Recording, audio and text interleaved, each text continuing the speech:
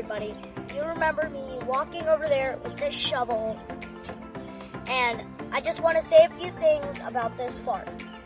So, one of my favorite parts of this farm is the running dog that always goes running around. You can play with her, and she licks you, and she jumps on couches and beds and stuff.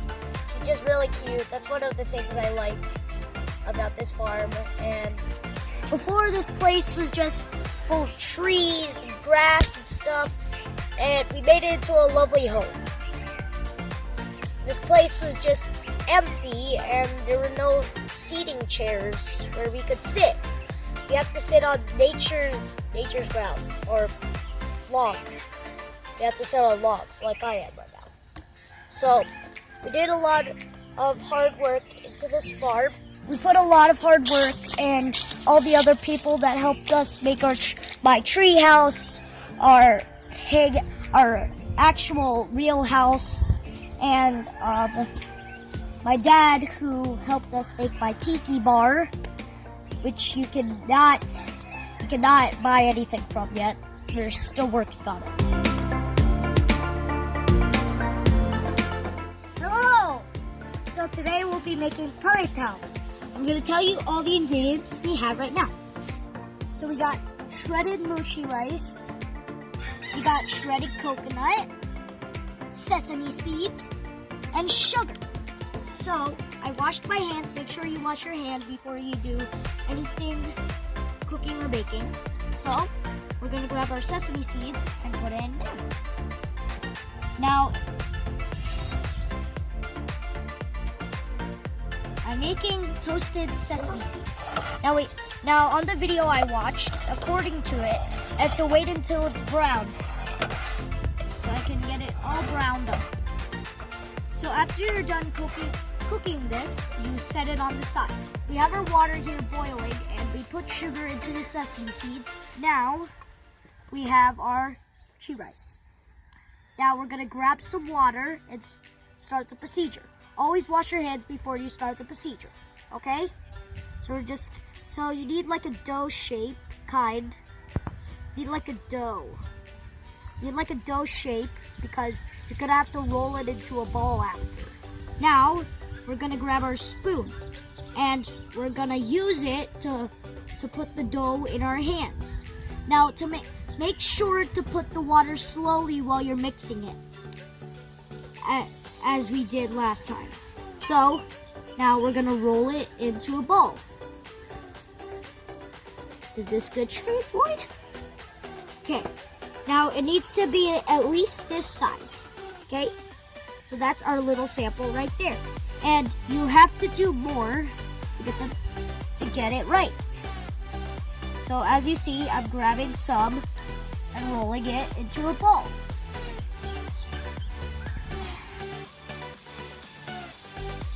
Till everything is finished. If your water is boiling, you can start putting in the mochi balls. Now, if you have this kind, then it will make that sound. Okay, make sure your water is boiling and you can start dropping your balls.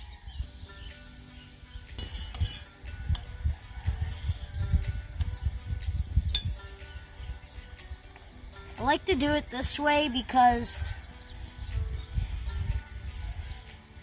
it's just too hot, the water. So you know when it's ready, when the ball starts to float. So we gotta wait for our balls to float. While waiting for it to float, you will prepare some cold water. Now, look at our mochi balls. Are they floating? Okay, so now we're gonna grab them with this, and then we're gonna put them in our cold water.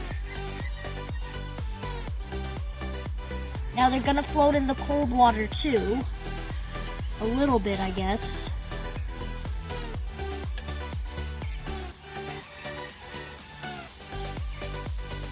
So you have to turn off your stove after you're done with the boiling water. Now, since it's off, we're gonna grab this and put it on top of here.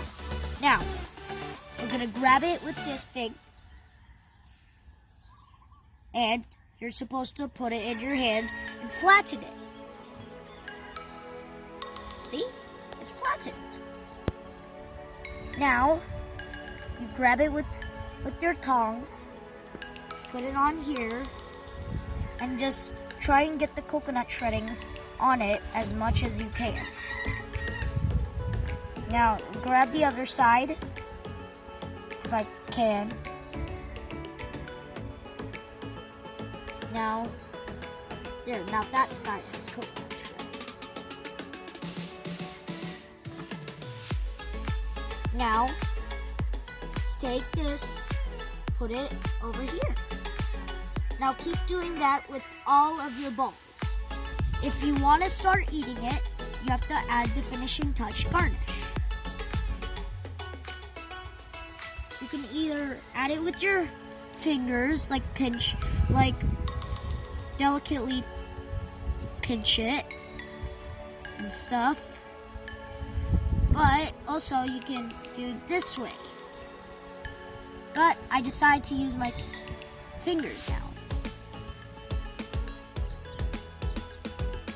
So, my mom is the taste tester and she will taste it. Don't use your hands when serving it onto a plate. It's better off if you use your tongs. Okay, now my mom is tasting it. On a scale of 1 to 10, it's 10! Yes! Now, it's pretty good. Now, I'll try it out for myself. And I want to see what it tastes like before I serve it to any other customers. It's really good. Okay? That's a 10. Perfect.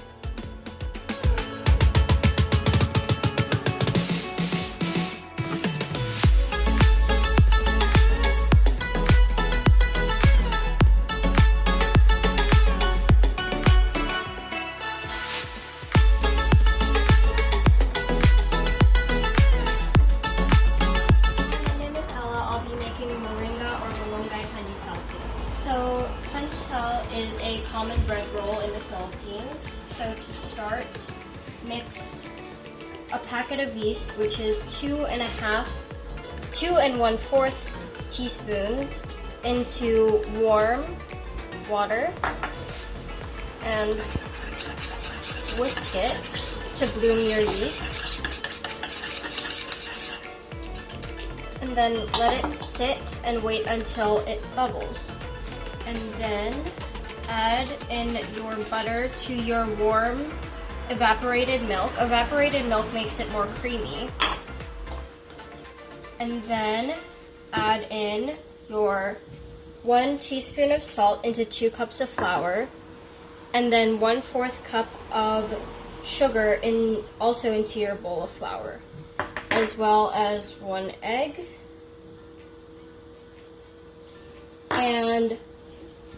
and your moringa, which has been dried, and then this is powderized in a blender, and these are just crushed up flakes.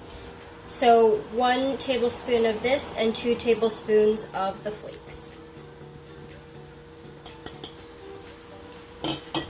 So just add it in and whisk it together.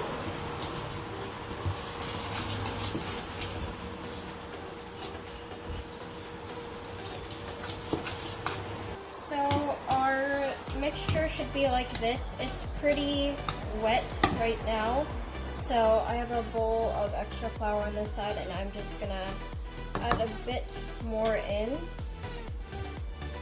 I'd say you'd need maybe about a cup or 2 extra for kneading.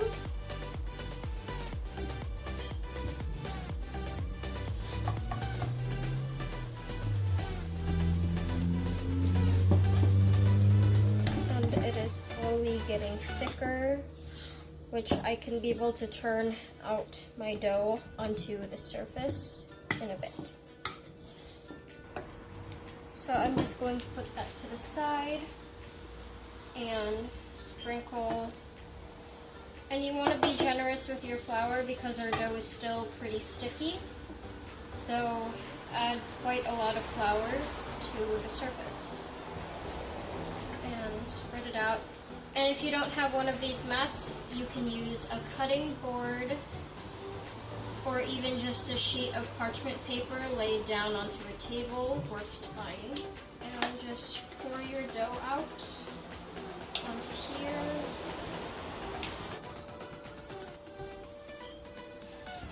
So add a generous amount of flour on top. And take it from the bottom, push down. It's going to be really sticky. Just make sure that there's a lot of flour on the dough until it is more workable. And we're going to knead this for 10 minutes so that it really builds up the gluten and your pandesal gets really fluffy. Make sure to continuously sprinkle flour on top. And I just fold the I push down and I fold the dough on top of itself and bring it in. However, you can knead in a different way, such as you can push it to one corner, flip it over, and push it to another corner. Works just as fine. So, to save time while you are kneading your dough, preheat your oven to the lowest setting. So the lowest setting on my oven here is 170 degrees Fahrenheit. And that will just help the yeast grow. It needs to be in a warm place in order to grow more than if you were to leave it out on a countertop. Just make sure it isn't too hot or it will kill the yeast. So right here, 170 degrees Fahrenheit, and that is the lowest setting, and it will help my yeast grow in a warmer environment. About 10 minutes since I started, so roll it into a ball, and to check if it is ready, poke the surface, and if it bounces back like that instantly, then your dough is ready. Just shape it into a ball, press your pinkies into the bottom,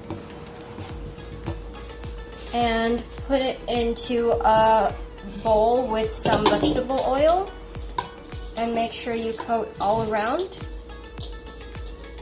So here I have it in an oiled bowl with some vegetable oil. Make sure you coat everything, and then just place some cling film over it.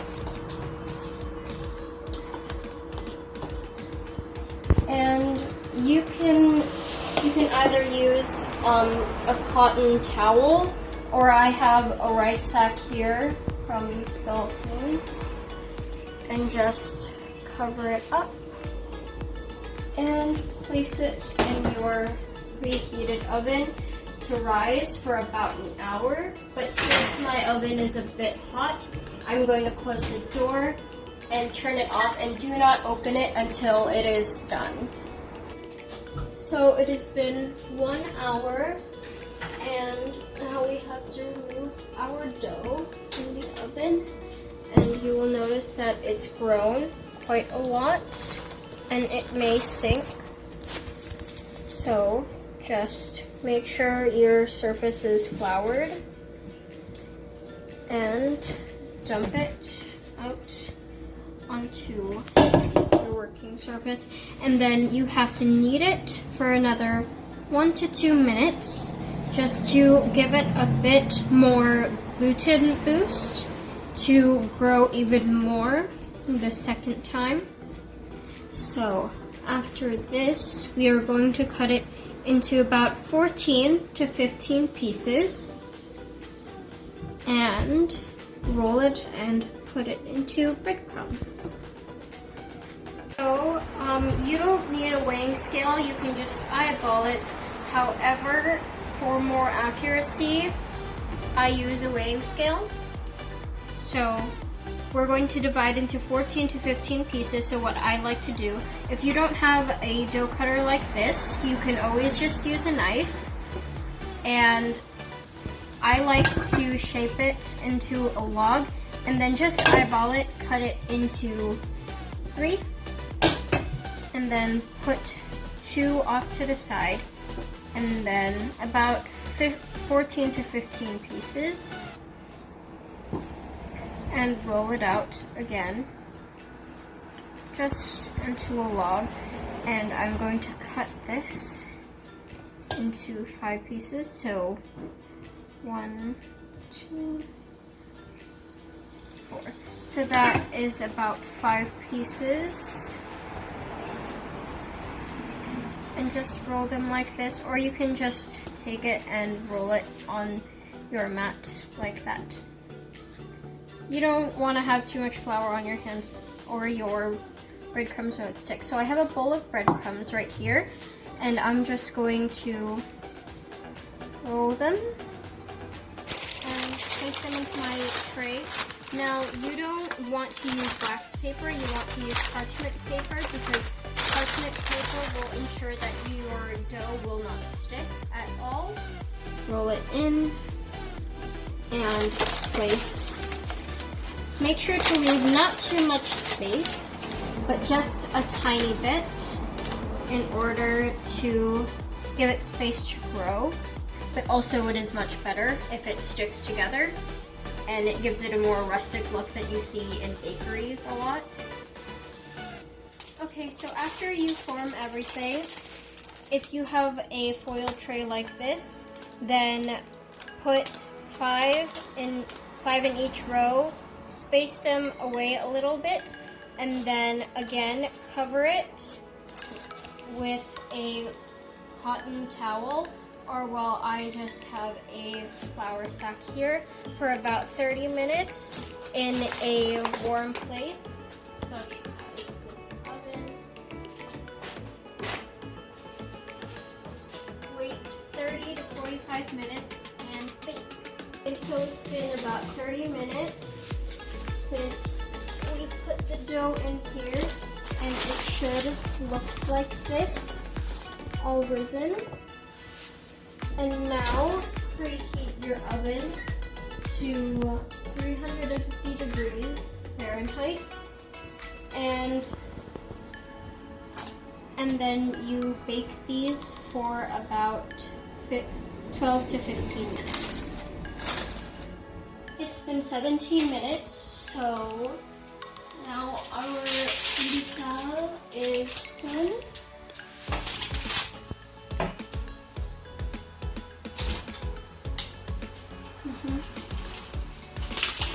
Here it is.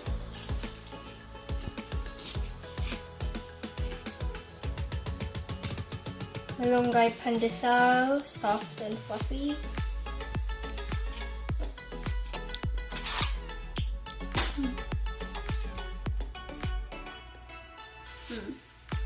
It's soft and fluffy and doesn't have too much of a strong taste of malunggay. And it's also really healthy. Like I said before, there are many health benefits of malunggay. Thanks for watching. Maraming salamat po. Hi, my name is May, and I'm the mother of Ella and DJ. At first, our farm was just a place to get away from the busy life involving my business, the kids going to school, and now because of the pandemic, it has become a sanctuary where the kids find many things to do with their Lola Sinta and Lolo Ondo.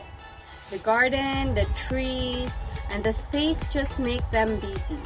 This farm has also given me a chance to show the Filipino culture to my children, and also to my Filipino and non-Filipino friends. Gusto kaayo nila mo anhi diri sa among farm. My mom and I plant vegetables like kajos, cassava, sampalok, papaya, bananas, and other fruit trees. In turn, they'll learn how to cook them. This has been truly a blessing to us and to our family. Mahalo, aloha, ug daghang salamat.